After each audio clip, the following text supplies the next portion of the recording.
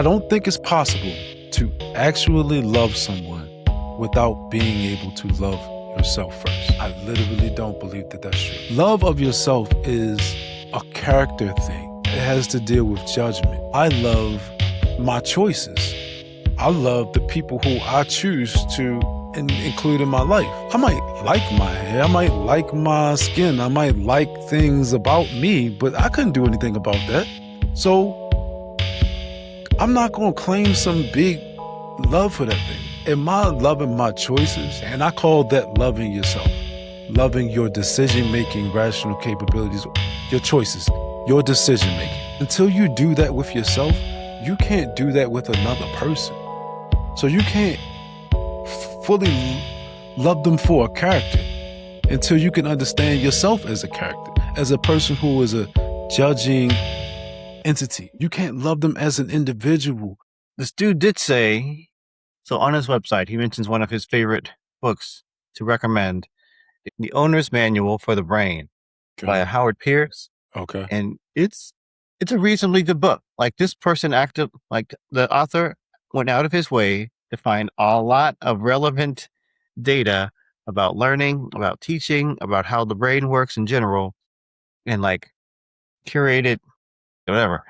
And it's effective. It's pretty good. Like this is one of the better learning approaches I've seen. So anyway, I read it. It was pretty cool. If you get a minute, you should check it out. I thought it was interesting. I think there's a lot of pros about the fact that he uses so much data. There's a lot of cons in the fact that it's challenging to interpret data. And so sometimes when a bunch of people say a bunch of different things, you're like, this word means this over here, but it means this over on this side. And this part is something that's interesting here, but now it's being inflated. So anyway, it's got a lot of meat in it that I appreciate.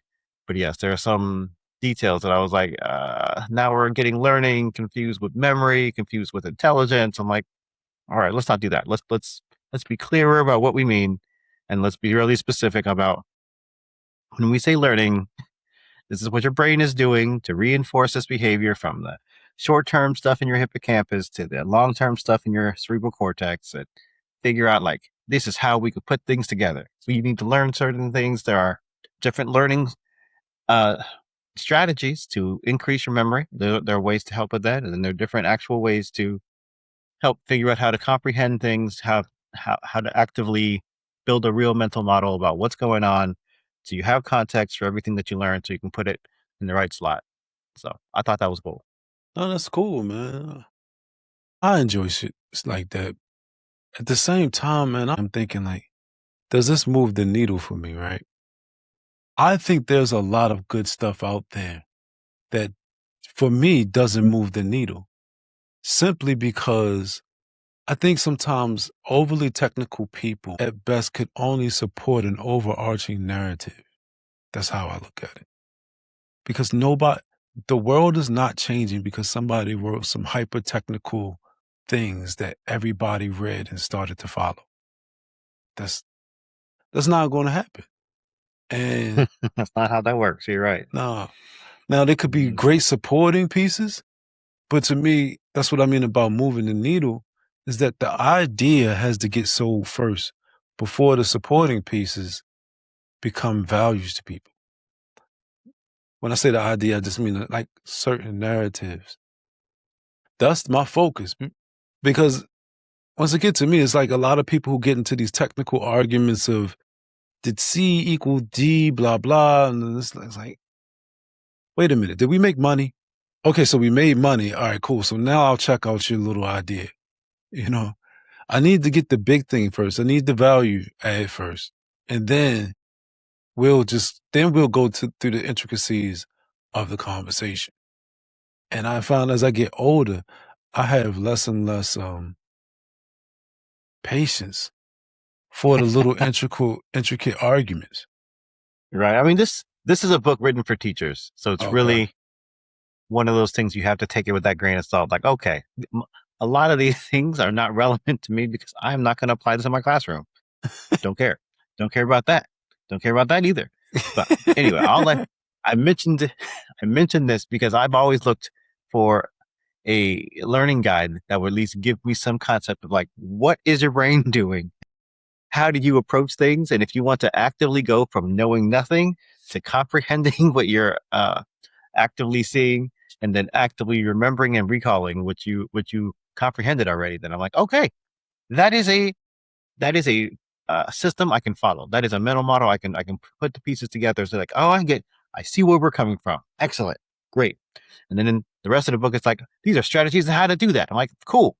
When I get stuck, I will come back to this for reference. But this is no longer me reading the book as far as like, oh, I'm learning things now. It's like, no, these you just mentioned that things exist. I believe you. Right. There are ways to do things. I mean, but so anyway, that was cool. My question is how many times, this is a two-part question, how many times have you read something that's essentially the same thing as something else that you've already read? And then after how many times do you read something that's essentially saying the same exact thing? Like, does it not get boring to you? Does it not be like redundant at any point? Or that's the two questions. Yeah, I mean, certainly. Like, the good part is that a lot of things are things I've not heard before, things I have not read before. And so like, it's great when people can say, I did the reading and I read this, and this, and they have all this in common. This is the principle. I'm like, excellent. That principle has evidence. I support that. That's good. And I like when I can see the pieces falling together. But also, since this is a book about learning, giving me a better approach to say, like, if I wanted to become better and become more knowledgeable in one area, this is a way to focus my attention on building the mental model I would need to make it make sense to me. And it gave a decent amount of like, there are different learning styles, different ways. People have different strengths in certain areas, which were pretty much just a breakdown of what cognitive skills exist. And so just like, Myers and Briggs and Jung did the whole deal with the different ways we can, different cognitive skills. I was like, okay, cool. I can have a list of cognitive skills and some of them are more relevant than others. Now I can figure out which one I need for whatever new skill I'm trying to learn.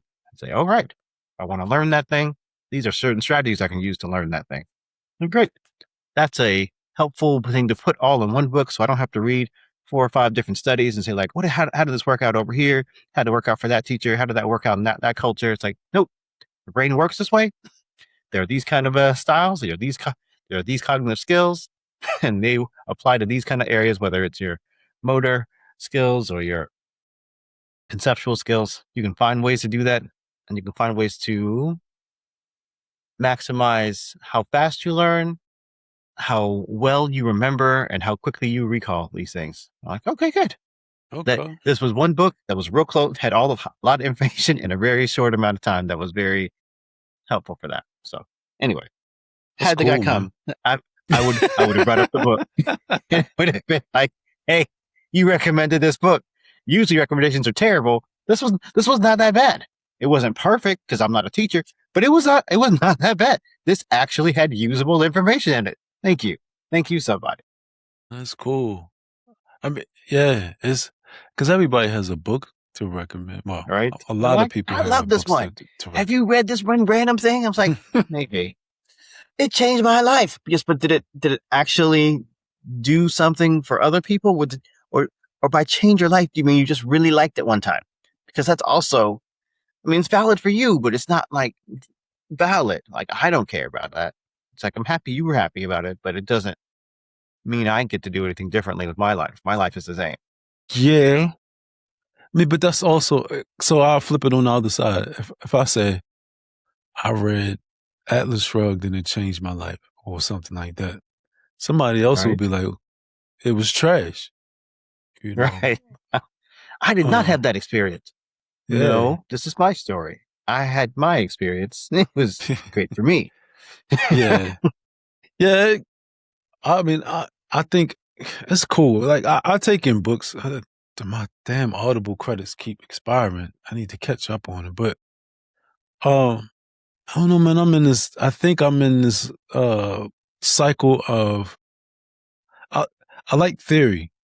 I like theory because it encompasses a whole lot of concretes. Like, the how-tos are so easy for me. Sometimes purifying an idea too much is really just a waste of time. It's unless you're creating a system, even people who create systems, like it's like a hodgepodge of different ideas sometimes. It's being as though I've done it. The idea is so perfect in your mind, but when you start applying it, you need that whole iterative process, you know. And Yeah. and I get the whole idea of systematizing. That's helpful, but every time I ever come up against one of these systematized things, I'm always in a setting where people are asked to do it and don't do it and don't use it at all. You know, so it might be something like, what's the SMART? You ever heard of SMART? Yeah. Yeah, somebody wants some deliverables in a SMART format, and people don't do it. You know, and it's like, okay, but my whole thing is that step by step how tos are cool, but then it's like I'm gonna swap out one of those steps. I know I am. I'm not going to do it in order. I'm gonna skip another Right. part. That's just me. And because life is an iterative process in a sense, I just need the spirit of what we're doing. And Yeah. Give me a framework. I yeah, don't need every single second play by play. I just need to know generally this is where we're going. It requires you to go through some steps. I'm like, cool. All right. and that's to me where we're going is the important piece in my mind. Yes. And that's what I'm not saying what I'm saying is right or right for everybody. That's not what I'm saying. I'm just saying that for me, when I'm thinking about it, I'm looking at where are we going? What is the ultimate thing? Do I want nutrition or do I want poison? I'm going to choose nutrition. So we're going to figure out the things that get us to nutrition. I don't need to There you say, go. this is an amoeba, this is a this is a nutrient. I don't want to do that step-by-step build-up thing. I want nutrition. Then all of the things that fill in and that help to that process. Because I like ideas. But the one thing that also reminds me that I'm not a philosopher and never going to be a philosopher or ever want to be in philosophy class like that is that people sterilize ideas to the point that they're almost useless, right? And I don't find that's not the type of philosophy that I'm interested in. Right. That's not what I'm asking for. Yeah. And part of that is just so when I'm having conversations with people who take the position that some of these idealistic approaches are unrealistic because they have standards that many people don't achieve. I look at it as the opposite way. I look at it as like the standard is kind of a result of the achievement of the higher end of the achievement. Because I just never try to say that there's only good. And I definitely ain't going to say that there's only bad, but I look at it as a mixture. And I'm just like, okay, there's Yeah. a threshold. Some people are meeting it, some people aren't. But in nowhere in the world are these things not both happening. I do say both things happening because I try to have rational ends. I don't like doing that whole gray idea. Oh man, some things are, you don't know if it's good or bad or good. I'm Nah, like, that's man. lazy thinking. Nah, man. We have a goal. Goals are clarifying. Once I have a clear outcome that I'm trying to achieve, something's either leading me toward it or leading me away from it. It's on a continuum. Not everything perfectly leads me there. Everything perfectly takes me away. It's kind of, the path is winding, Right, but the path is in a trajectory. It's going somewhere, right, one way or the other. right. And I think a lot of people miss. So if I look at ideas, especially if I look at something like morality or politics, and as a result, economics, like a pizza, I don't say you should get this slice of pizza and that slice of pizza and that slice of pizza. I say, don't get this slice, don't get that slice. But whatever's there is left is the stuff that's good. So in my mind, I always think everything that people want to do that isn't bad is good. Right. That's how I look at it. But some people, they're like, well, we need to, your boy loves to come up with a specific idea with hey, we need to come up with a perfect calculation to determine everything that's good. And then that way we can only that's not realistic to me. Realistic to me is get rid of the bad. When you find out something is bad, you get rid of that. then you leave the other parts just to be, if it's not determined, it's not determined. It could be good, it could be bad, but everything that's there that's not bad is good. That's how I look at it. Until proven otherwise. I hear you. Yeah. And I think there are some things that you can allow into your life that are not life ending bad. And so it's just like, well, hey, there's room here to experience and like experiment and figure out what things are more useful or when they are going to be more useful, and allow for the learning that, like, hey, some things are going to be less useful every time, and you may have to just say no to that. You have to say no to it. You may have to say yes to it and lose, so you know to say no to it next time. Right. But that's what I mean. Like, I don't expect people. We talked about this. I don't expect people to know until they have to learn to know. I don't just expect them to know. Right. I expect you to actively try, learn for yourself, make your own mistakes. Right. But we don't all make the same mistakes. That is the part where I'm just like, once you've actively said, oh, I did this thing, I found out that the bad thing was bad, I'm going to let you know about it. Like, oh, I don't have to go find out my own. No, I believe you. That sounds uncomfortable and detrimental. I can just let you, be the one with that experience. I don't need to have that experience too. I don't have to prove you right or wrong. I believe that was wrong. That's true, man. But so on the heels of the conversation, just a little bit, what we were talking about last week, when we were talking about reality, the intersection of reality and consciousness is what matters. And my conclusion was that reality can't be the standard. Reality isn't the standard. The reality is just reality. The standard is based on the intersection between reality and consciousness. So, and the reason why I'm saying that is that reality could be the sun's glare. And that sun's glare or sunshine can give one person cancer and not give the next person standing right next to him cancer. Right. And so that means the sun ain't changed. It's not. The sun didn't change. Reality didn't change. That part is still objective. Right. It's just that those two people interactions with reality have different circumstances based upon whatever qualities is in their life. So yes, different people, different outcomes. Right. Technically different personal circumstances. Their subjective circumstances made the difference. Right. So I understand, like, and I mean, I probably would have said that too. It's just, reality is a standard, but no. And the reason why I brought that up is because on your example, just like a person can do something that you can learn from and not do, there may be a person who does something, fails, and then I say, I could do that better. I can do that. Yes. The method was wrong. I can improve that method. Yeah. Yes, I can. Mm-hmm. Yeah.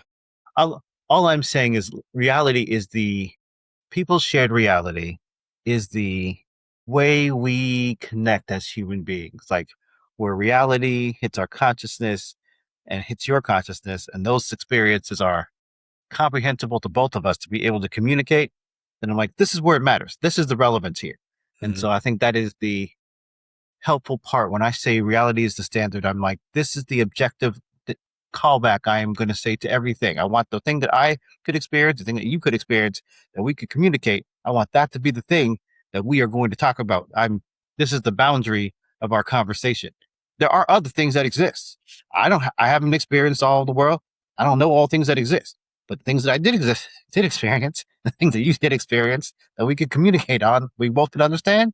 That's where our conversation gets constrained. Yeah. I mean, those experiences, I mean, to me, that's like the basis, what you just explained is kind of like the basis for, I don't know, it's love, but it's a certain kind of love. It's a certain category of love, in my opinion. Sure. I mean, this is my category of truth. Like, when people are just like, oh, it's your truth, they're my truth. Other people like, hey, man, I'm not arguing that other people have perspectives. The only thing that matters to me, though, is the thing that I did in the part of reality that I could understand, and the part that you did and part you could understand that we could communicate on. This is the only truth that matters to this conversation. There may be other facts in the world that we both know, or that you know, or that I know, and that we can't communicate. Not relevant right now. Like I believe that other things exist. I am not talking about that. I am not willing to talk to you about that. You may have had an ethereal, some incredible experience that changed your life, and now you have interpreted it in a magical way, and that's cool that you did that, but it isn't relevant to me. Like, that's not something that I'm going to experience right now. And so if we could just focus on when I'm asking for data and facts and evidence, I'm referring to those things that can be shared. And later we can talk about, fantastic stories about things you have experienced, about other kinds of things that exist in the world that, I don't have any idea about. And that is a curiosity. Novelty is cool. I enjoy learning about new things, and I enjoy even hearing about things that, have nothing to do with me. That's fine. Yeah. But meet the needs first. Then we can talk about the fun things later. I mean, I agree, but because my focus is a lot of times on politics and morality, I just come to one of the main conclusions in my book is that truth means totally different things for different types of people, right? And that's what I mean about ideas having a moral basis. So I think it's fraud. I think that's not the right word. I think it's flawed. I think comes back to these base ideas of individualism versus collectivism all the time, right? I think collective perspective is a flawed perspective because it's always ultimately rooted in mysticism. And it has to be because basically you have to reject the idea that A is A. A is A until something happens and then A becomes non-A. And it's odd. But break that down a little bit more. Like, break that down apart about like A being non-A. When does mysticism say something? When does collectivism say something like that? Like people are people until you get a whole bunch of them together, and then they fundamentally change, and then now they're collective. Now a collective of 10 is greater than 10 individuals in a collectivist's mind. And so now it's like, well, no, these people are in for a greater good, not 10 individual people. This is one thing. It's a greater good. So it's this group that has 10 things in it or whatever it counts more than these 10 individuals.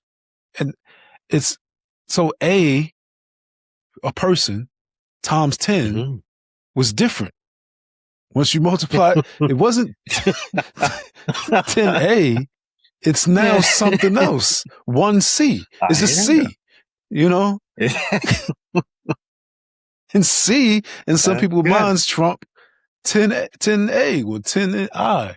And that's what I mean. So the idea mystically converted to something else. It gained greater value somehow through some process of alchemy. The sum is greater than the whole of its parts. Like, there is a time when that happens. You can mix a bunch of ingredients together and do things to them and process them you can turn some ingredients into a cake. And you're like, look, the cake is better than a bunch of terrible ingredients in a bowl. I'm like, I mean, yeah, it is. You have to do work on it though to make it better. But yes, it can be made into something, which is cool. And so, if 10 individuals come together and they're made into a business or a team or a corporation, they can actively do things that 10 individuals couldn't do. Like, okay, fair. Yes, that is a reasonable conversation because at least they said things were translated into something else. I'm like, all right, that's cool. But yes, on a moral argument, saying like 10 individuals are less moral than doing something for the group of 10 individuals together. I'm like, oh, that doesn't make any sense at all. It's nothing changed fundamentally from those 10 individuals who were alone to those 10 individuals who were together. I'm like, no, morally that it does not equate because they're not actively functionally doing something differently. Yeah, it's unfortunate. And here's the other thing that's the kicker to me. I don't think it's possible to actually love someone without being able to love yourself first. I literally don't believe that that's true. But to say it differently, like say, because this deserves a qualifier. So like That's you true. have That's true. yeah. So it's hard to love someone well if you don't love yourself well at all. I'm like, okay, Right. yeah. And the choir, that's true. I kind of said it, but I think that was like the overall general statement. But yes, the gist I got. I just like we can't say this absolutely. So qualitatively, yes. You anyway. Continue. Clarity is fine. It means because it matters what you mean by love yourself. Like if you like, hey, I love my hair. I love my like. I don't right or wrong. I don't believe that that's a genuine love of yourself. Right. Love of yourself is a character thing to me. It has to deal with judgment. So I love my choices. I love the people who I choose to include in my life. I might like my hair. I might like my skin. I might like things about me, but I couldn't do anything about that. So I'm not going to claim some big love for that thing. But am I loving my choices in doing that? And I call that loving yourself, loving your decision-making, rational capabilities, your choices. Until you do that with yourself, you can't do that with another person. So you can't fully love them for a character until you can understand yourself as a character, as a person who is a judging entity. You know what I'm saying? Everybody sees others as they see themselves. That's where they started. That's where they start. You brought up this word. Is it anthropomorphize? What is this word, yo? Anthropomorphic or anthropomorphize. Okay. Yeah. Basically putting human characteristics on some non-human thing. There you go. Yes.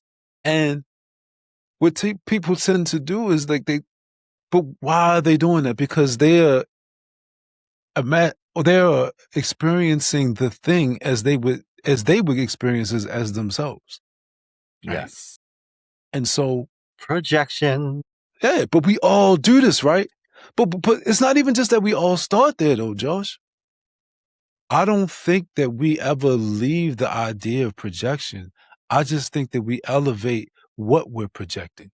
So if I'm coming from a collectivist standpoint, from everybody thinks the same and we're all just worried about who's most attractive, who's the strongest, who can run fastest, what, immutable characteristic or natural given trait is the best, then that's one area of it. But then if I'm talking about from a thinking, reasoning mind, like to me, this is what makes reasoning people so slow. It's because they're thinking that the other person is thinking when the other person isn't thinking. They don't have to be. Yes, but that can the thinking slows things down. Right. 100%. If you're going to take time to actively consider everything in your field of vision or your knowledge base and actually try to put it in a mental model and say, is this relevant to what we're doing? Does it help us? How could it help us? Those are all questions that have to be answered before we get to conclusion, action.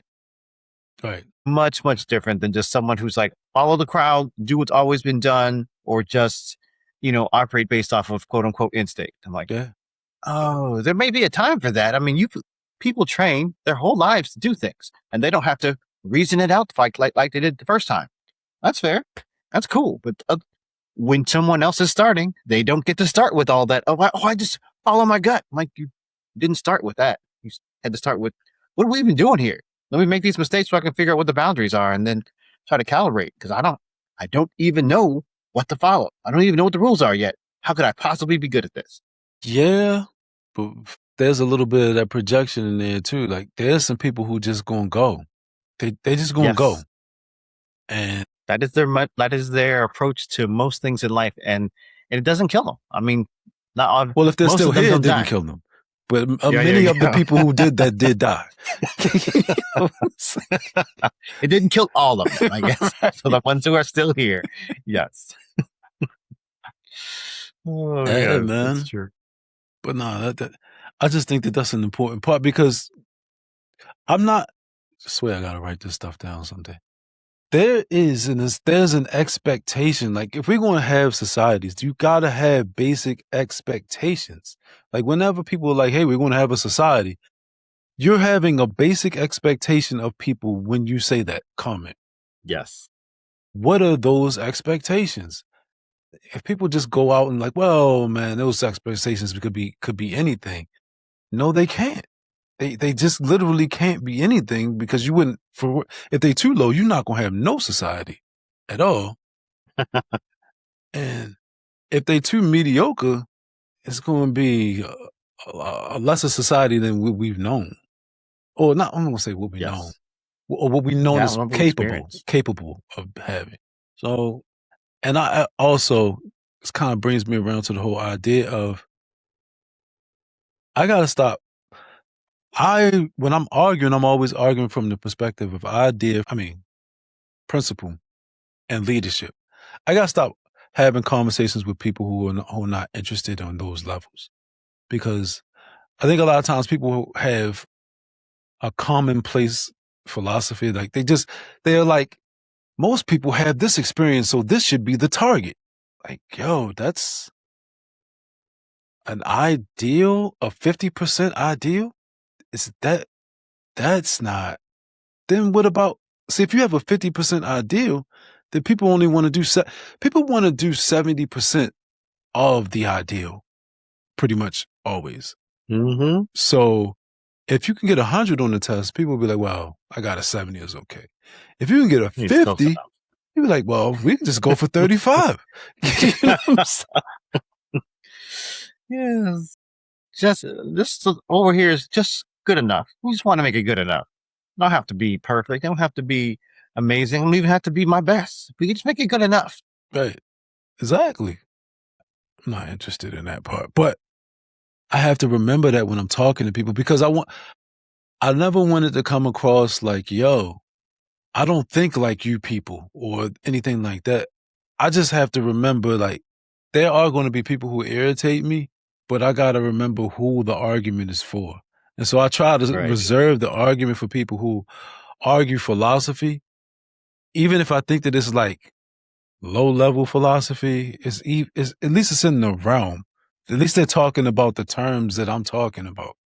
But then when they're presenting ideas that don't elevate, they don't lead, like who would follow some of these ideas that people have? Like that's why people have rejected philosophy, in my opinion. When that whole postmodernist shit came out, people was like, this is trash. I can't do anything with this. I can't do anything with this. They're like, somebody had a thought about a thought about a thought, and it ended up with them not doing anything. I'm doing something though. I need this to work. This needs to work for something. It can't just be deconstruction for deconstruction's sake. It Right. can't just be solipsism for solipsism's sake. Say, oh, look at this, I had an idea. What if nothing is true? Like, well, that's funny. But again, at the end of that, I still have to eat. My brain's goal is to make meaning of the world. After you got finished with your quote unquote explanation, I did not have any more meaning to make from the world. You ended up saying I should go find it myself, which I agree, I should. But I thought you were going to help with that. And it seems like you're not helping. And I think that's something that just, when the standard is benefit, then there's a lot clearer conversation that needs to be had. I think that's something that I think we've gotten away from for some reason. But there's just a lot of just like, oh, it doesn't matter what I do, nothing matters. We're just little tiny specks in the universe, and therefore there is no meaning. I'm like, there's the meaning you make. There's still the stuff you need to do. You still have responsibilities and needs that you have to go and actively try to get these needs met somehow. So, I mean, whether you're a spec and someone in the sky cares for you or not, that doesn't change the fact that it's your responsibility to eat today. I mean, you need to go figure out what you're going to do about that today. And that's what the philosophy was supposed to be helping us make that meeting so we could do that consistent. That's the frustrating piece because I get into conversations sometimes with people who, like I told you, they're trying to work a conversation, but there's no ultimate value of the conversation. The conversation for them is, see, this thing didn't connect to that thing. And this thing, when I'm like, well, where's the thing with the value here? It's not about that. It's about that these things don't necessarily follow after these things. All that could make sense if there was something of value here, then that would mean that I could get back to the thing that matters. But there's nothing that actually matters here in this conversation. So there you go. That's the issue that I have when I'm dealing with these idea slingers, whatever the hell they are. It's like they're like dope peddling with ideas. It's just garbage. The thing that just that it reminded me of, I was having, it's not really a conversation. It was just a disingenuous back and forth with this dude again online. He said something that reminded me of Jung, and the Jung piece, I think he made it so clear. So Jung has this concept he calls negative thinking. And I think I wrote about it in my book. Essentially, Jung is talking about this concept called negative thinking. And he's going through thinking and trying to show in any type that's not a thinking type, when another function dominates the psyche, then thinking is relegated to what he calls negative thinking. So in more plain language, it's like you have an intuition and you're just going to try to rationalize, or you're not really giving value to the thing. So let me read a little bit of it because it might give it more context. But whenever a function other than thinking predominates in consciousness to any marked degree, thinking, so far as it is conscious at all and not directly dependent on the dominant function, what I was just saying, assumes a negative character. If it is subordinated to the dominant function, it may actually wear a positive aspect. So I guess what does that mean? It's like if sensation dominates in a thinking type, then thinking is relegated to a negative character. If a person is a sensation type, they may use their thinking in a positive fashion to support sensation, to support their intuition, to support. So it's a rationalization at that point, whereas though the other one may be a negative, is what he's saying. That's why he's saying that it may actually wear a positive aspect, but closer scrutiny will show that it simply mimics the dominant function. So it's like, hey, the sensation was right, and let me give you all of these rationalizations on why the sensation was right, supporting it with arguments that clearly contradict the laws of logic proper to thinking. This kind of thinking is no interest to our present discussion. So he's talking about kind of extroverted thinking, but how extroverted thinking can be, it's not the word tainted, but just mixed in with other functions. But whereas though it's not just pure thinking, it's something, kind of becomes something else. But our concern is rather the nature of a thinking that cannot subordinate itself to another function, but remains true to its own principle. So to observe and investigate this thinking is not easy because it is more or less constantly repressed by the conscious attitude. Hence, in the majority of cases, it must first be retrieved from the background of consciousness, unless it should come to the surface accidentally in some unguarded moment. As a rule, it has to be enticed with some such question, like, now what do you really think? Or what is your private view on the matter? Because you got to retrieve it. Because those questions to me speak to what I'm saying, because it's like, for me, when I'm talking about the ultimate value. I'm talking about the thing that's value. Whereas though somebody who's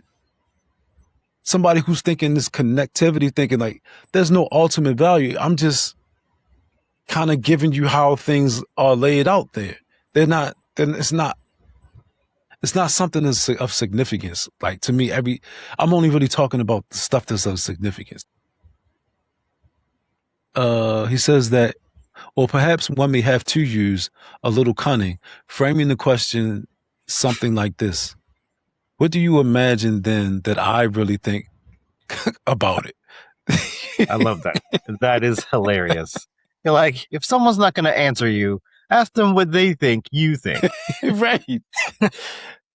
Right. But then they tell you what, and that's the backwards reverse psychology of, oh, you're going to tell me what you think when you project the thoughts that you think about me. And so one should adopt this device when the real thinking is unconscious and therefore projected. The thinking that is enticed to the surface in this way has characteristic qualities.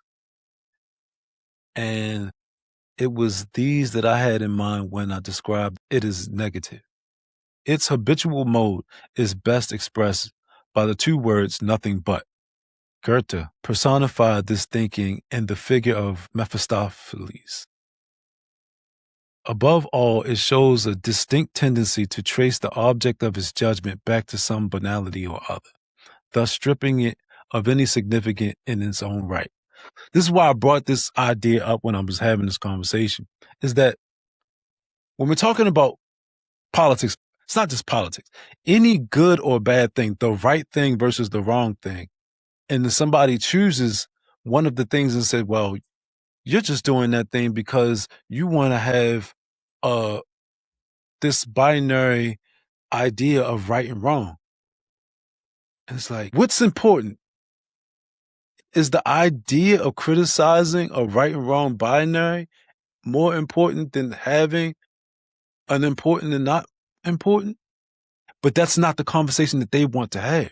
See, they want to have the conversation. They want to strip all of the importance away from the value and say, well, is it connected in this way? Is it because there's no prioritization? And that's what I mean about that.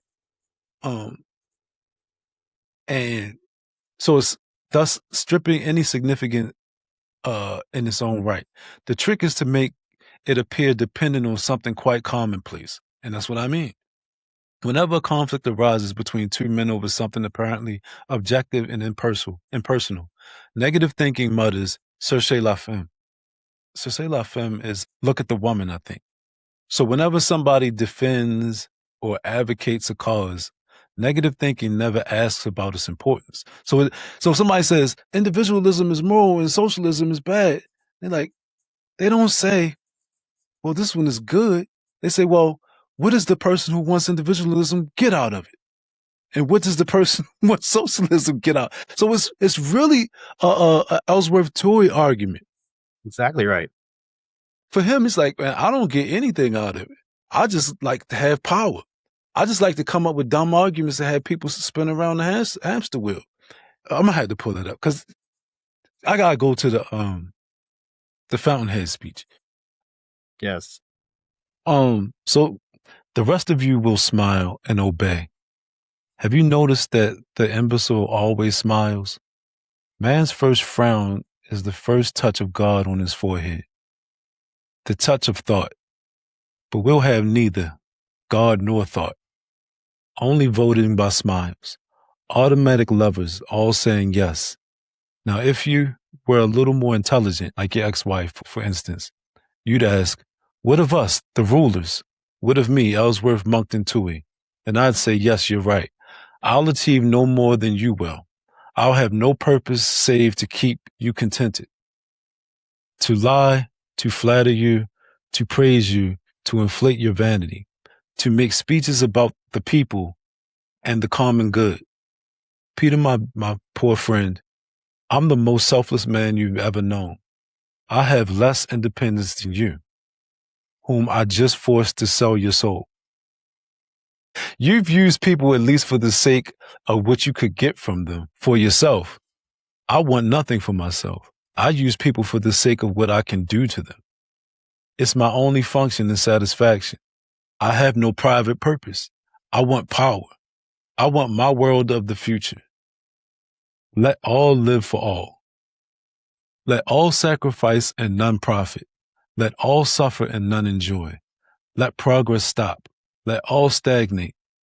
There is equality in stagnation, all subjugated to the will of all.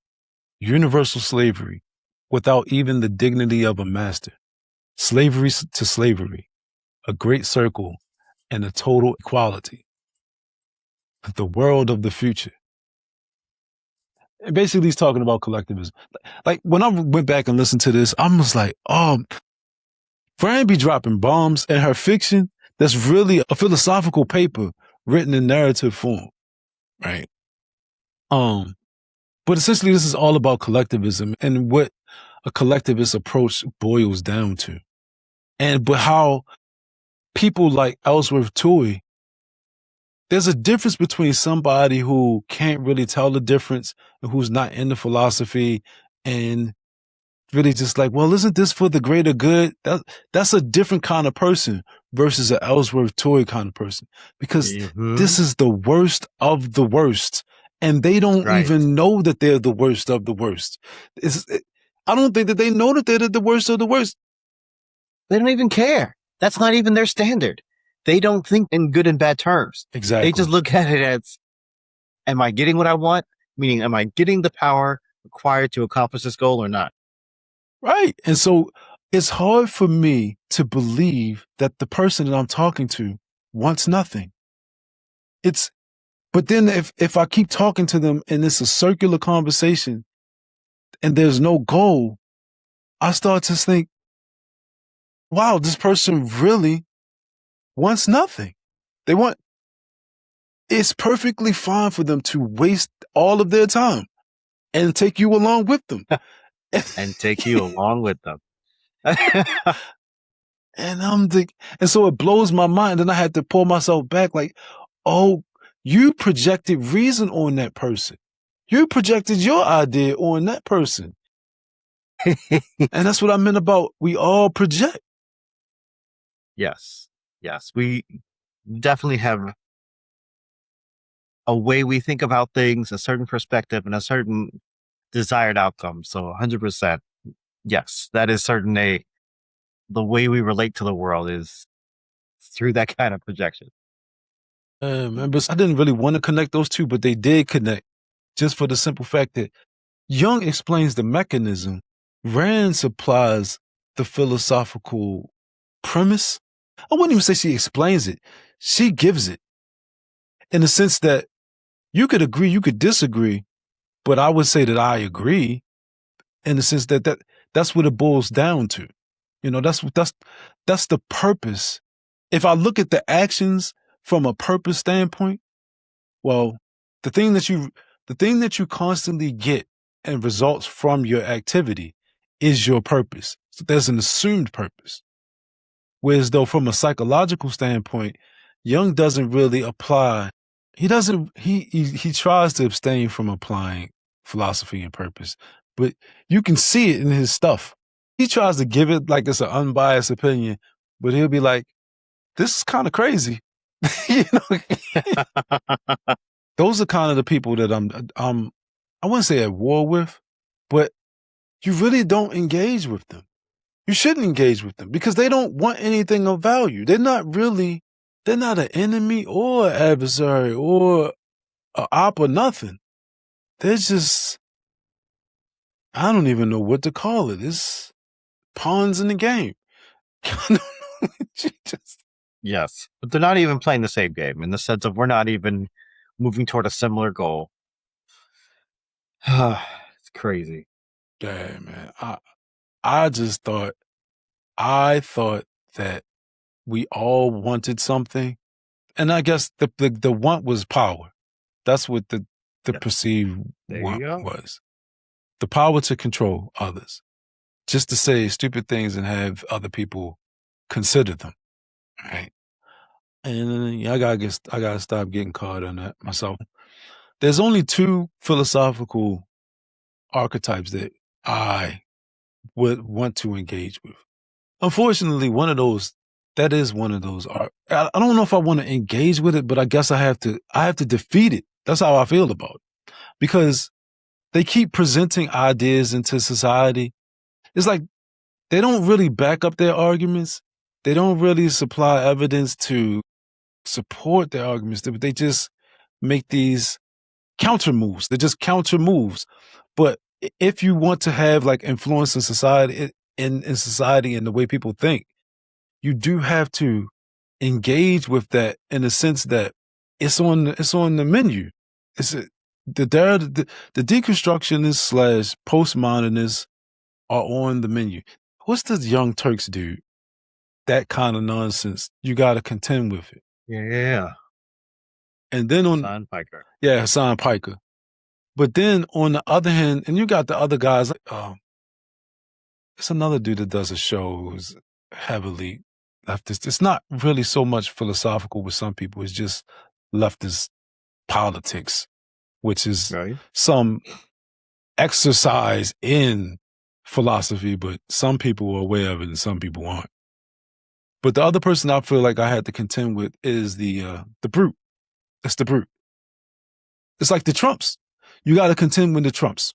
You can't run away from the Trumps. You gotta fight with them. Right. Because there's something there that's to be understood, and you have to demonstrate. You have to demonstrate the power. It sounds like almost some kind of like a machismo type of thing, but it's not really. It's a production. It's a production argument. It's a rational argument. It seems like machismo, but no, you have to combat. I'm never going to side with this whole idea of resignation. That's why I've never dealt with like the Kamala Harris argument. Like, I mean, no, I'm not voting. This is not a good alternative. This it's like, well, she's not Trump. See, you got us with the he's not Trump. The Biden was the he's not Trump. Negative is not something we vote for. You don't get my support because this person is not the bad. It's not the worst option. It's like, there are worse things in the world. That's true. Yes. That's not an argument, but you're right. That is a statement of fact. Right. Okay. What argument do you want to make? You feel free to start. Like, whenever you want to start, pitching your person, you let me know. But you still haven't gotten there yet. Yeah. And so I'm not going to crawl my way into a hole of oblivion. You just got to fight. You're just going to have to fight for a vision, not this other thing that's like, well, the non-thing. I'm not fighting for the non-thing. I'm fighting for the thing. And the non-thing is not an argument to me. Well, I'm not Trump. Well, I don't want this bad thing, and I don't want that bad thing. But the way you can always catch these people is whenever they say, I want, and that's how you know. See, now you're positing a thing. Now I can really judge what you're saying. Because people, when they do that whole, well, I'm not saying this, and I'm not saying that, and I'm not, what the hell are you saying? Because there you go. Like, you can get to the part what you're not saying. That comes after you actually say something. You got to posit something for this to even be a real conversation. Right. But they don't want to do that. No, because then they would have to be something. They would have to actually be open to judgment, into actually constrained. Like, this is the thing that I said that I'm committed to. Yeah. But the thing that's sad is that is a dominant strategy. So I don't know if we didn't, I don't think we went through it. There was this black round table that I wrote a story on my Substack. They were talking about DEI and the business workplace. It was a bunch of CEOs, black CEOs. They were talking about Target. So are you familiar with the whole argument with Target? Generally, I've forgotten at least 3 times. Please remind me. So basically, during the COVID, this was the guy in Minnesota.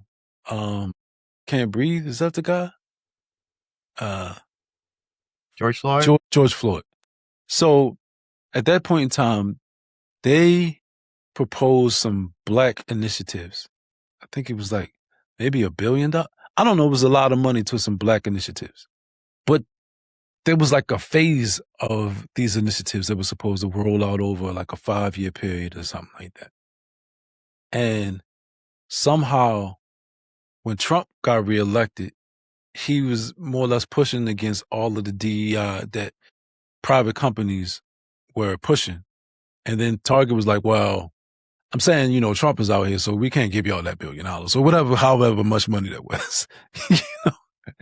And the pushback was like, yo, black people not gonna shop at your store because you said you was gonna kick out this money and you reneged on the money because it's almost like it sounds like they're saying Trump handcuffed them from giving out this money. Where that's, I don't know, it's hard to believe, but so that's kind of like the gist behind the argument. So when they're like black people were protesting against Target or boycotting Target, they're like, well, look at Target's numbers, and they came up with these values, and they didn't live up to these values. They're like, why did you come up with these values at all? Oh, why did you even say that? I'm not criticizing it as a business move. I'm just trying to use it as a means to explain the type of move, the non-committal move that people make. I don't want to get in the right and wrong business. People do that. I'm in the business. That's me, so that's just how it is. I hear you. Yeah, to me, that was just a sad thing. There are real problems to solve. There are real issues going on. And the way people tried to, quote unquote, correct the wrongs, I thought was unhelpful long term. Like, this is not the goal. We don't need to make Target feel bad or lose money in order to make our presence known. I'm like, let's actively build something. And then, like, when they start taking it away, making that the point, we're like, oh, let's defend the good thing that we have instead of yelling at people for not giving us the thing that we wanted, because they're not going to exit. That is a poor long-term plan. That is a poor position to be in. Just anyway, I thought that was not the only way we could have marshaled the efforts of a lot of black people. I'm like, please do this differently, y'all. This was clearly not the goal. I mean, but look, we're talking about money, Josh. When money's on the table, the people come out. They do it. That's the way it's always going to be. That's true. And for whatever reason, I mean, look, people want to be in politics because the money has to go through the politician's hand. There you go. That's the that's the incentive. And I'm actually not mad at people for wanting to move toward the incentive. I'm like, I agree that money is desirable. You can use that for a lot of things. Great, cool. Let's find valid ways to produce it effectively, use it to build assets and grow. There are ways to do this. Hedge funds exist. You too could operate based off of return on investment. You too could have a much more effective approach. I'm not sure if that's actuarial math or not, but regardless, there's a way to calculate what you're doing and its probability of success. I would love to find more people talking in those terms. Like, we don't have to reinvent the wheel. There are some things that have proven to work. Let's just do that. Like, let's just do that. Yeah. But once again, work is subjective, bro. The whole concept of work is subjective. Because if you don't distinguish between production and theft, having the thing is having the thing. There you go. That's the problem. Like, I mean, if you don't distinguish between right and wrong, having the thing is having the thing. Having the thing. I had a need. It needed to be met. It is met now. Fixed. What is the problem? Now let's make sure everybody else can get these things too. Look, I'm a good person because everybody else got their needs met. Methods don't matter. Look. Yeah, I mean, methods matter secondarily, though, to me. I mean, when morality goes out the window, methods don't matter. Yeah. There's no good way to do a bad thing. It just does not exist. So, right. Yeah, man. I'm not all the way upset about it today. Right. Because what happened today? It sounds like you had a lot of stuff going to happen. Bro, man. I woke up this morning and because my wife is pregnant. Mm-hmm.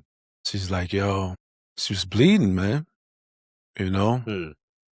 And I'm just waking up out of my sleep and we just spent all day in hospitals, man. And trying to figure out what the hell is going on. And no, it's just a real experience. And I don't wish it on nobody. Right. Is she still in there? She's back. We went to a couple hospitals and got it looked at, and everything looked like it's all right. But just the whole experience of it, just to, Yeah, that's terrifying. yeah, it's a lot of stress. But at the same time, I don't know. We were just there. We just there for each other, and it's. I guess I was just thinking about it in the sense of like you don't know when you're in that moment. You don't know which way it's gonna go, right? You don't know if this is extremely bad, but then it's one of them things that for me, it's like all of your hopes and dreams just flash in front of your face real quick. You know what I'm saying? Um, and life completely just flips. Um, and then you just understand, you know what the value is in that moment. You know what the value is. And so that's why I hate this bullshit I got to continue with. Like, oh, I don't know what life is the value. Life is always the value. And that's why I'm always fighting for life, and I'm always fighting for, like people's ability to live their lives and bring new lives into their family and enjoy those lives too, you know? So, but just that whole idea, just the most important thing. And like you said earlier, a shared experience, two people bringing in another life, having a shared value, a created shared value. You feel me? Right. It's huge. And ultimately that being kind of like the source of everything.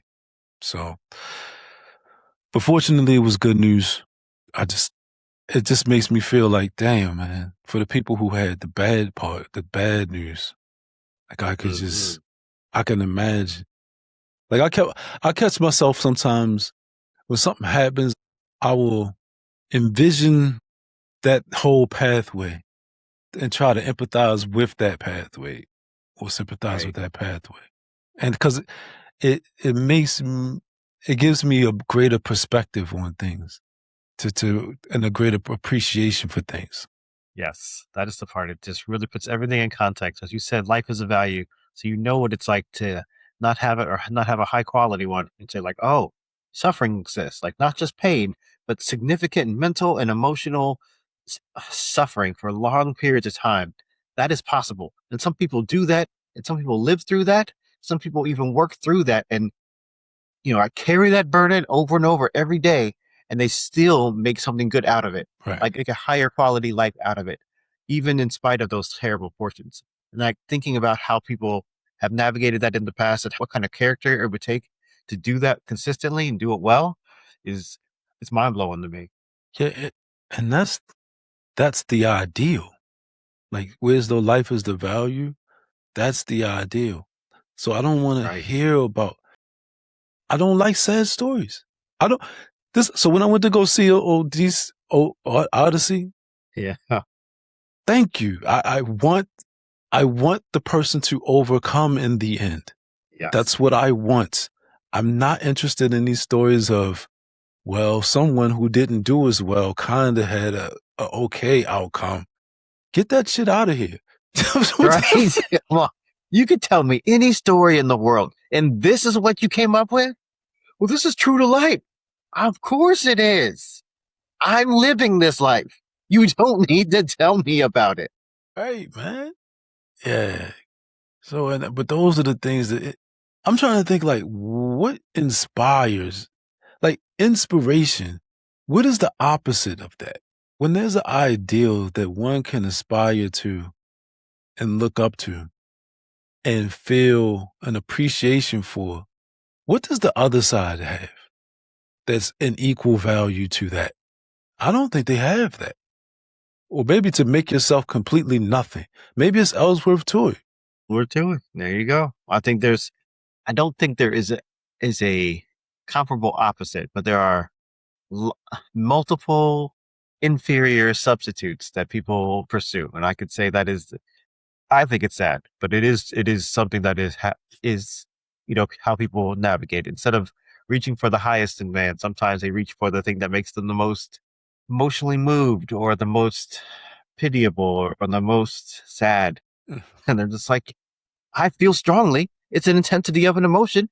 And you could have an intensely happy one or intensely sad one, but this intensity is real And that authenticity makes it more valuable than anything else and just being superficially happy. And I'm like, you've mistaken intensity for value. You've mistaken intensity as a value, or authenticity even as a value instead of benefit. And you're missing out on the benefit.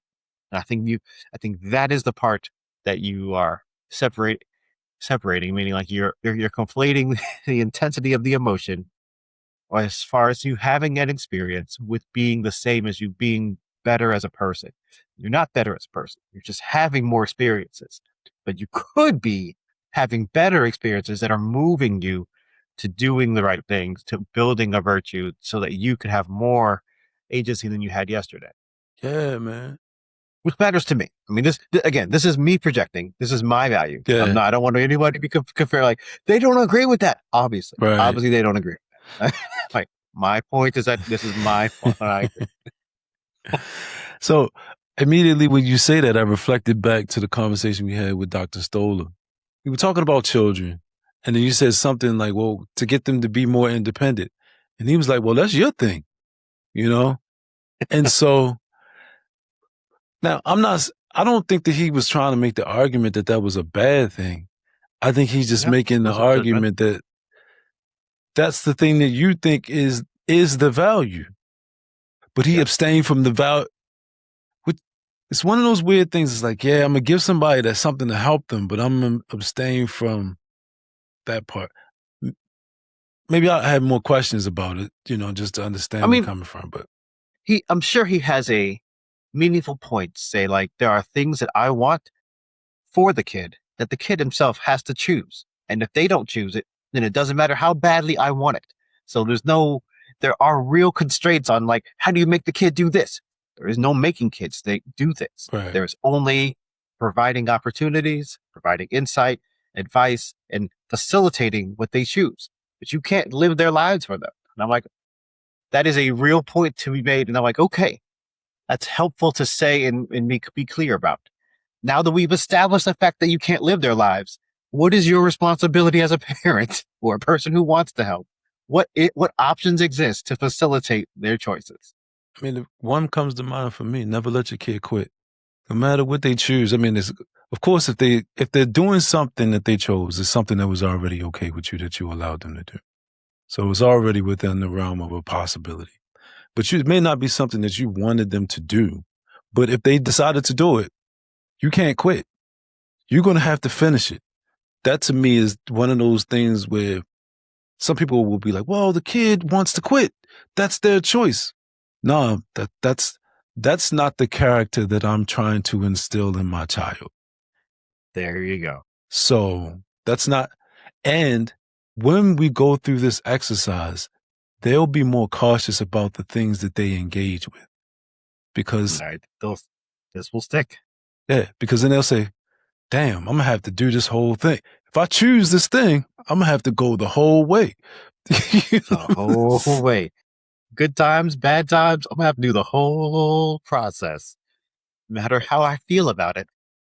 Yes, hard choices multiple times. So you're right.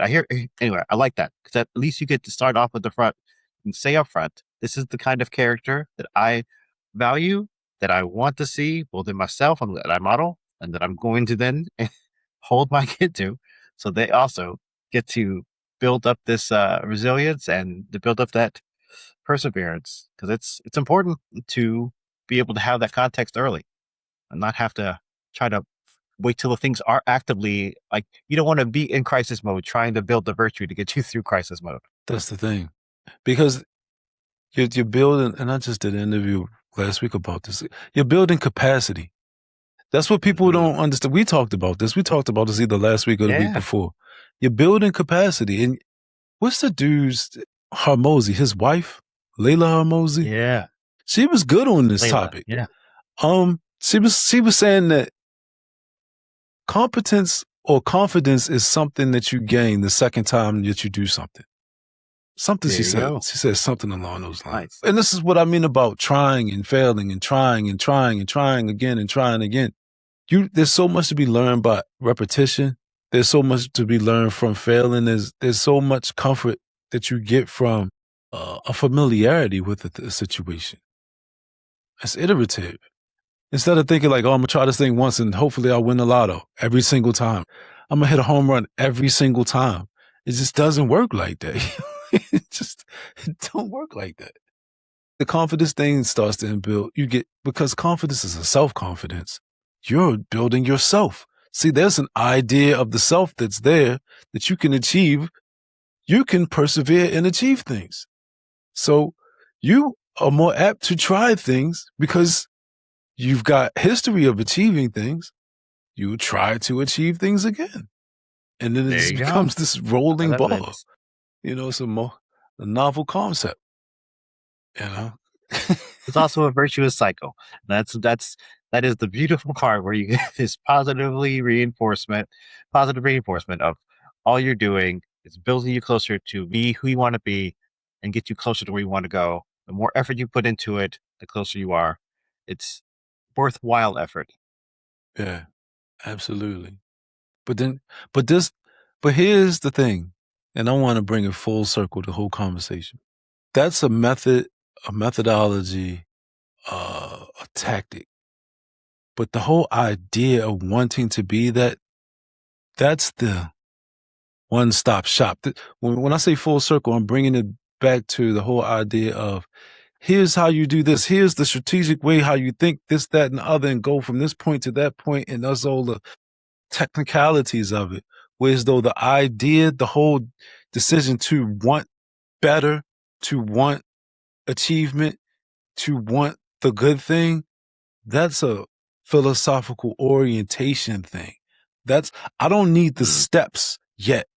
I need the goal first. That's how you start. Yes. I'll get the steps later. Those steps are helpful once I establish the goal. I do think it's a bit of a bypass, man, because you can sell a full idea and people will learn the steps later. But how many people take the steps to get to the idea? Yeah, but you have to actually sell the idea. You have to actively tell them what we're talking about, what the real problem is, what the promise is of what if there was a real solution for your problem? And then, what if there are ways to access the solution in a way that's going to be worth it? Like, what if it's worth the cost? What if it's worth the energy, worth the effort? You have to actively convince and persuade people of that. Do you think individualism is worth the cause? I mean, is it an orientation? Because to me, the opposition is going to be like, yo, why would you all do this? Do it yourself. You can get everyone else to pitch in too. Is that worth it? But there's that subjective life there, right? That there's a value in what you've achieved. I don't think you can sell it from a utilitarian or a instrumental standpoint. It's not like, hey, be an individual because that's going to create a better world. We're going to have more stuff. I don't think you start there. I think you meet people where they are, where their problem is, and where people are feeling sad, rejected, insecure, unaware, when they feel just not worthy. Like there are kids who want to become adults. There are adults who want to get out of the imposter syndrome and feel competent. There are parents who want to be good parents. There are leaders who want to be good leaders. Whatever the good is, where you meet them where they are. Like, there's a way to become so good that you can depend on both yourself and ask other people to depend on you and not be afraid all the time. You can just not live in constant fear or constant depression or this kind of self-disparaging talk. You can answer this negative self-talk with actual success. Would you like to hear more? Anyway, sometimes there are people who are in that place where they're actively trying to get somewhere. And then those people are more interested to hear about individualism. Then finally you're able to say, like, you could have a life. You could make yourself a person. You could come up with a real identity and then build significant virtue that you could be proud of.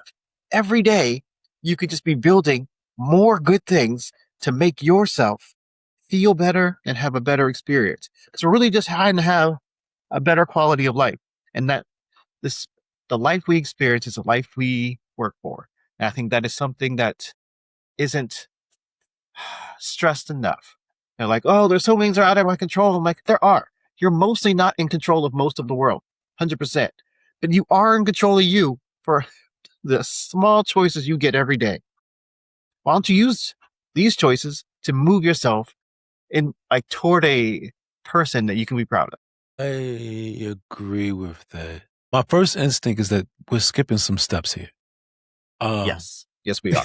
I'm moving a whole lot. The general gist is individualism can be sold, and when you sell, you meet the person where they are at their point of pain. And I'm like, do that, and you'll have a better conversation. So we stop talking about like, why don't we just disperse all our risk with everybody else, and everybody can just be working together hand in hand and doing whatever. Like, we could get there, but like that depends on these people that I'm working with being competent. If they're competent, then I should probably get competent too, so we can work together and then move faster instead of just asking them to carry me. That seems wrong. But mostly, they may not be able to carry me. I don't know why you would think that they'd be able to do something I can't do. So I agree with that to a certain extent. I'm gonna submit this to you, and I think I said this to you before, but I don't know that you agree with it. I don't think you do. Definitely with Jung, and possibly even with Rand. Their idea of Greek Roman times or whatever that is, I think they kind of like idealized the Greeks in a certain sense that it was a very individualistic culture. It was like really very much do or die. Like either you can do the thing or you're just a slave, right? And I did this in my video. Like that's what I mean about the stair step. So the inner three, the stage 2, stage 3, stage 4, to me they're so interconnected. When you say you can take the individualistic perspective and be competent, competence from the individual perspective, you can be that type of competent at stage 2 to me. Like this to me is the Greek competence. Like, hey, there's a lot of great things that these people can do. They don't really give a shit about other people like that. It's not really a collective thing here. And I'm speaking of it through Jung's and Rand's perspective here. And then so Jung's thing was that Christianity was the thing that brought forth a collective culture. It was the culture that presented the idea that, hey man, we are all not necessarily in this thing together, but we have to have a respect for human life. Whereas though it can't just be, we don't give a shit about other people. We kind of got to get along somehow together. That's pretty much what he's saying. That he's saying that was the first instance of culture in society when Christianity came along and gave value to each individual soul. Right. And to me, like that's how I look at the collectivist stage 3 socialized mind step. But then to me, after that is like the enlightenment, where it's like, look, I mean, I get it. I have a respect for humans now, but I still want to be individual. So can I be an individual with a basic respect for individuals as such? And when I say as such, I mean as rational, sentient beings, right? Not like just people just doing whatever, like that type of thing. So that's what I mean about that inner 3 piece of it. So I'm not upset with people moving through the ranks. So when I'm hearing people say like, yo, you can be your own person, you can get these things. Getting these things is not necessarily a stage 4 activity, right? Getting these things can actually be a stage 2 activity, and people can be very good at it, and society can support it very well because you don't really have to. You don't have to give a shit about people like that. You don't have to do these You don't need things. to think about anybody else. Yeah, but the whole idea of being individual and recognizing other people as individuals and win or no deal, or do unto others as you would do unto yourself, do to yourself. That's a different kind of idea. That's a different individualism than I wouldn't call this individualism, right?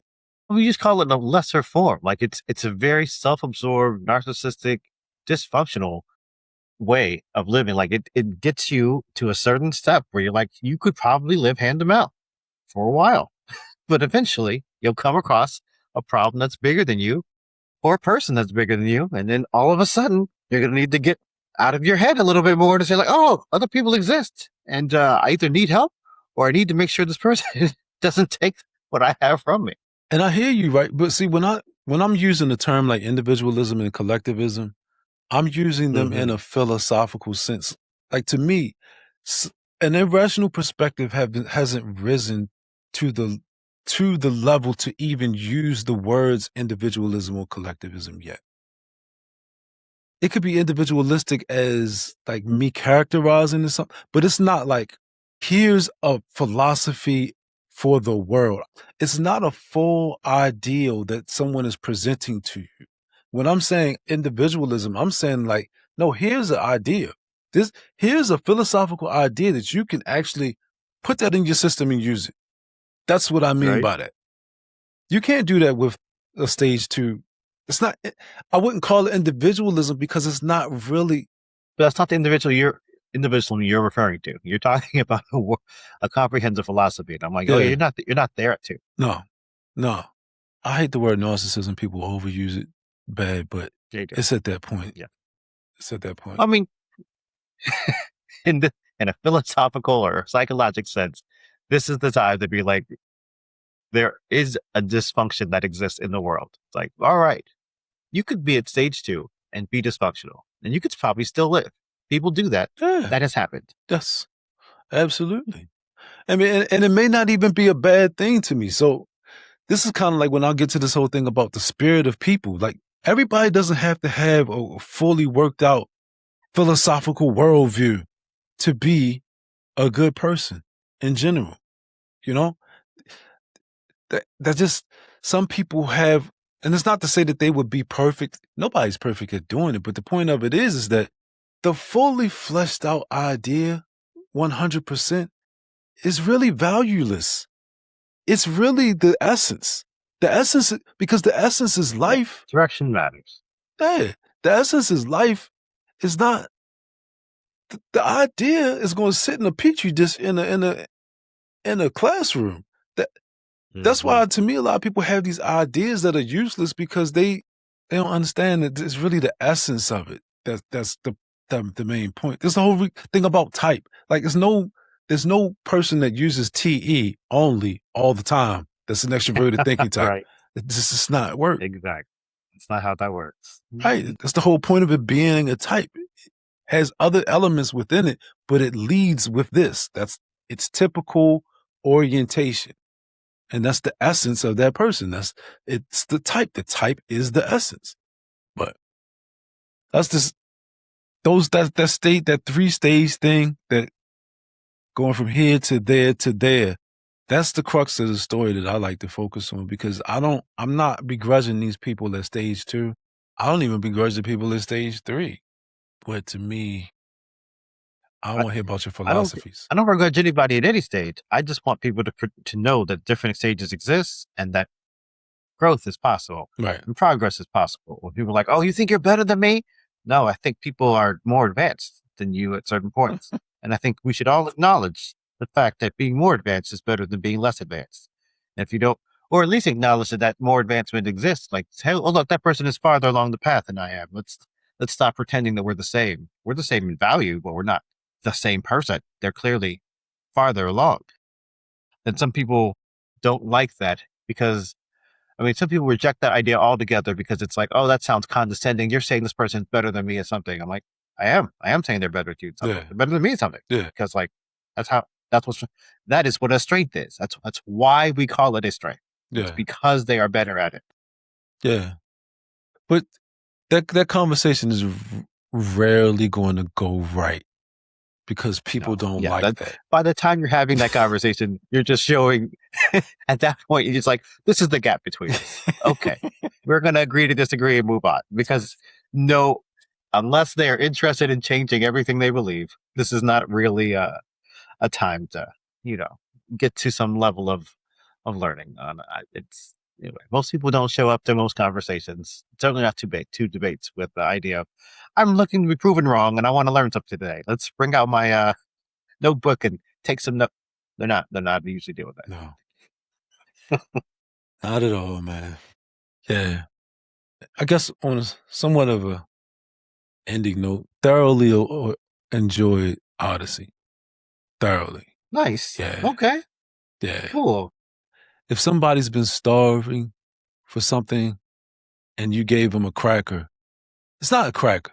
If you gave them a nicely cooked steak, it's not the greatest steak ever, but it's a nicely cooked steak and they were starving. It's like, this is a very, very, very good steak. You know?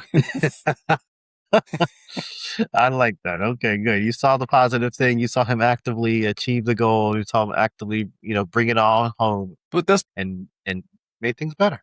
That's the idea, right? I was probably more enamored with the movie making, the technical movie making aspect. That part was nice. Cinematography was next level good. I thought, like, I don't know anything about art, and this is clearly like well done. Yeah.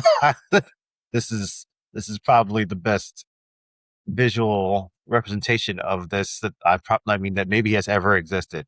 I'm just like, this is well done. I just realized, like, oh, this is not a consistent performance genre story where the guy is like getting better and growing through all these things. Like, oh, this is not this. That is not what this is for. He's not actually here to learn. He is here to get back home. He's here to be the hero. He is doing that thing. This is heroic. He has done good work throughout the show.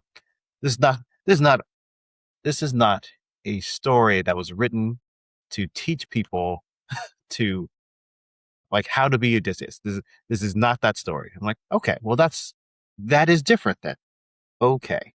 Why do you say that though? Because I feel like there was a lesson in this in the movie. There are lessons. Like, there are moral points. Like, these are virtues. You should have them.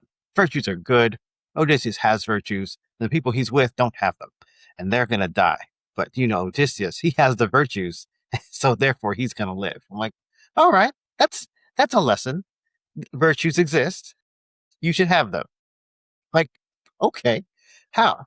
They're like, oh, that's a different movie. I'm like, apparently, I should go find I mean, a different perspective. Yeah, I mean, I don't know, man. It's already good. That's asking a lot to me to be better than it was. I understand what you're saying. It's like, I wanted his kid to become Odysseus and to become better than Odysseus, and then like do extra new things. I'm like, but that's not the story. Like, that is literally a different story that I wanted to watch. I'm like, okay, I got a little excited. There was a story brewing the whole time. Maybe people who read the story knew it better than I did, because I didn't really get the Zendaya character until like the end, right? And then I'm like, oh, okay. So he took some actions that he regrets. This is what happened, and so now he's holding on to that regret, and I think that's kind of like egging on his moral character, but I don't know. Like, I don't really think it came full circle at the end. I don't know exactly what I was supposed to get from that. Maybe it was the whole exiling himself from the community. Was that what happened? I guess that was his consequence for beheading the girl or whatever. My enjoyment of it was sitting in the movie and not wanting. This is how I know if I like a movie. It's a long movie. It doesn't even have to be a long movie, but at some point in the movie, I'm like, I really don't want this to end. That's typically, I'm in the movie somewhere. It's probably around the hour mark, somewhere between the 45-minute to hour mark. And I'm like, okay. Because as soon as it started, there was no lull for me in the movie where I'm like, man, I could sleep on this part. Something like that. Especially when you didn't see it in IMAX, right? I didn't see IMAX. Man, in IMAX. See, I grew up in a family like movies, right? So we the type of people have the theater system in the house and turn the sound up and the bass subwoofer and all of that. So when the movie goes blown and you feel blown. in IMAX, some of those parts are crazy. Like, it's like boom, boom, boom, boom, right? You can feel it. Yeah. The chairs were vibrating, man. The chairs were vibrating. Maybe it was when the dead people were coming. I don't really remember. But it was some part where I was like, damn, this is loud. Yes. But it just made the movie better, though, because it's not like loud all of the time. And then there was a part at the end where it wasn't loud. It was like this folk music, but it was this transition piece. And all you hear is like this folk music, and it's not. And I'm like, yo, this is kind of great. This is great movie making right here. I think this is great movie making. I think that's the right way to put it. I think they did a really great job. Yeah, pulling that together, getting the camera angles, getting the music, getting the lighting. A lot of the shots were just, art. Yeah, it was nice. They were freaking hard. They were freaking hard. When the people came from Haiti, when he went to Haiti, yeah, that stuff. Yeah. So I appreciated it, man. Yeah. Legit. That's all I got. I guess I got to wait another 10 years to get a good movie in the movies. I don't know, man. I think the third Dune's coming out. There's another Spider-Man. This is a good year for movies. There's supposed to be like 2 or 3 other good movies coming out between the fall and the winter. We're slated to get some good stuff by Christmas. I saw the first Dune, but not the first new Dune. Right. It got better. Dune 2 was worth it. They are now moving the story past where previous movies ended. So we are in quote unquote new territory where we're actively talking through the books now in real ways that are good. So I had no faith that they could do it, but they've exceeded my expectations. Did you see the old Dunes? Yeah. Did you like them? No. Okay. They were trash. I only liked the Sci-Fi Channel's like TV Dune. I'm like, this at least makes sense now. At least we've told majority of the story. Okay. Right. This wasn't just drivel. I get it. You get it. I see what you were trying to do, and it wasn't movie quality, but it at least made sense now. Okay, great.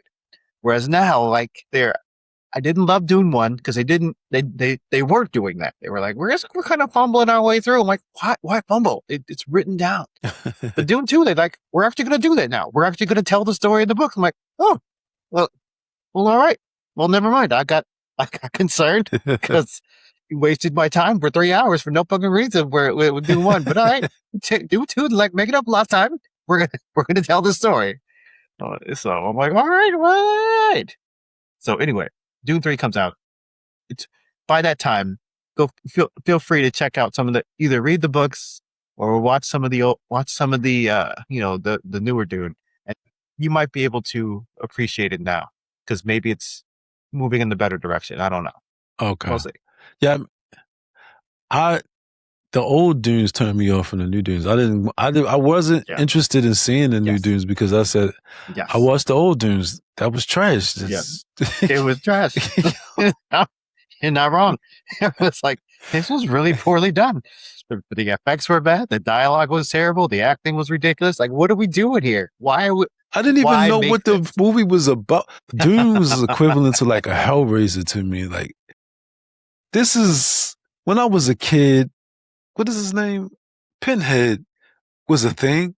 Like, that's a legacy character. That's something that it's like Freddy Krueger. It's like this will be around forever. The movie was never good, but the idea of the character is a great idea. It's just like Jigsaw. That was iconic. Yeah. It's an iconic character. Yeah, that's a perfect word. It's like Jigsaw, Freddy Krueger, Chucky. Right. All of these people you don't even need a great movie. You just need a good enough movie. You have a great character. Just put him in a good enough movie, and then you can make millions of dollars. That's true. Yes. I guess that's how some people feel about J-Lo. Because I'm always just like, what are we doing? Why is this happening? They're like, well, I will watch her on TV for long periods of time. Like, I guess, but like everything around it isn't very good. They're like, I mean, maybe, but like, I will watch this person on TV for long periods of time. I don't care about that. I'm like, all right, I guess if you don't care about that, then fine, sure. Made in Manhattan is a great movie. Who can say? People tell me that they're like incredible movies and that they won't hear anything bad about her and that she's like a phenomenal Oscar-worthy actress. I'm just like, whoa, whoa, whoa, whoa, whoa. You could say you think she's pretty, or you like the way she looked in that dress, or you Right. thought that was a cool dance move she did when she was back up for that one person. But like when you're like, she's Halle Berry, I'm like, you need to calm down. You are effectively telling me you like her. I never heard Let's nobody say just that before, man. anyway. People tell me crazy things about J Lo, and I have to just shut my mouth because I have nothing positive to say. I'm like, we need to agree to disagree. I don't even need to volunteer my opinion. I hate everything you just said. I'm just gonna go ahead and just not. Because people say the same thing about Pitbull. They're like, he is incredible and changed music forever, and he's the only best person. I'm like, hey, apparently Whoa. we are having different experiences, and I just need to not weigh in because I don't. You don't want to hear what I have to say, and I disagree with you. But Wow. there is a clear bias now between what you experienced and what I experienced. I know some music. Whatever, man. Like I don't even know how to Yeah, engage in that comment. Pitbull, what the right? hell? I'm just like, wait, I mean, he makes some music that I could dance to. I thought that was fun. Yeah. Yes. But I mean, that's where it ended. Let me, I also don't have a real opinion because I don't know his entire repertoire. I don't know his history. I don't know where he came from. And I don't want to know. I don't care. It's not I mean, changing my life. I know he's from Miami, I guess. Whatever. But let me ask you this one other thing. Is there an actor or actress that you just can't stand? Like you just hate them, no matter what movie that they're in? Yes. Yes. I can't stand Chris Pratt. I thought he would just go away after TV and be done with it. He's one of those people. There's like 2 or 3 other actors or actresses. I'm just like, so when you're on screen, you make me sad, and I need you to not do that again. If you could just find other thing, pick a new job, pick a new thing to do. He makes me visibly angry when I see him on screen, and I'm like, maybe I need to go. You should stay. Y'all should enjoy this movie. You have anyway. Yeah, that doesn't work for me. Yeah. So for me, it's probably an odd choice. It's like we don't even see that many Mos Def movies, but the speech impediment kills me. I can't do that. And why are you mumbling? Yeah. Speak up, man. Speak But up. that's how he talks. That's how his whole speak. It's true. Whole time. And Jeff Bridges, like ever since I saw Vanished or Vanishing, him with Kiefer Sutherland, I cannot stand Jeff Bridges. He's the guy in Tron, right? Probably so. He was in True Grit, I think, too. Because of the Vanish, because I cannot stand that stuttering pep talk shit. I hate it. Like, oh my goodness, I can't stand it, man. Did it bother you when, like, did you watch Rain Man? And was that No, annoying? I love Rain Man. Rain Man is one of my. So it's not just the stuttering, because Rain Man is not really stuttering. Like Rain Man had a purpose he was autistic, right? So I get it. It is what it is. He got some talents. Yes. Yo, I actually like Dustin Hoffman. I think Rain Man made me a Dustin Hoffman fan. Jeff Bridges and Mos Def, man. Those two, for me, I'm just not gonna be able to do it. So you don't like the speech. It's got something in there. Yeah, something to me about the Well, maybe you can listen to the music then. The music will be better. He said something. What you mean, like Mos Def? Or yeah, I mean, I can listen to because I don't have to hear him stutter through a song like that. There you go. He's no longer acting like he can't do things. He's like, no, he's much better then. It's definitely much better when he's actually performing. Yeah. Oh, man, it's true. Man, so like if you rapping, it's all good. I don't really care. I don't want them to make a part for you doing that. Like he was in a movie with Right. Bruce Willis. I forgot the name of that movie. And that's when I hated most def after that movie. There's some people, I don't know, there's other parts of movies that I hate. Like so in Do the Right Thing, Radio Raheem, when he dies, yo, that's just like I just hate that part. I hate that part of that movie so bad that Why?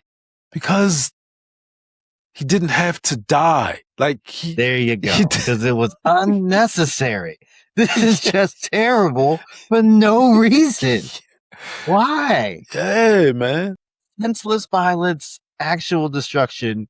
Why? Yeah. That part, Radio Raheem dying. Kids, I didn't like Kids with the dude raped the girl with and Kids. I hated that part. It's a lot of movies I don't like. It's not even rape. It's kind of sexual aggression. I don't like it. Like what is that? Fast Times at Ridgemont High. Is that what?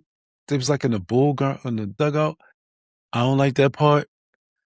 No, it's not that I didn't like it. It's a scene on there that I hate because it's. I hear you.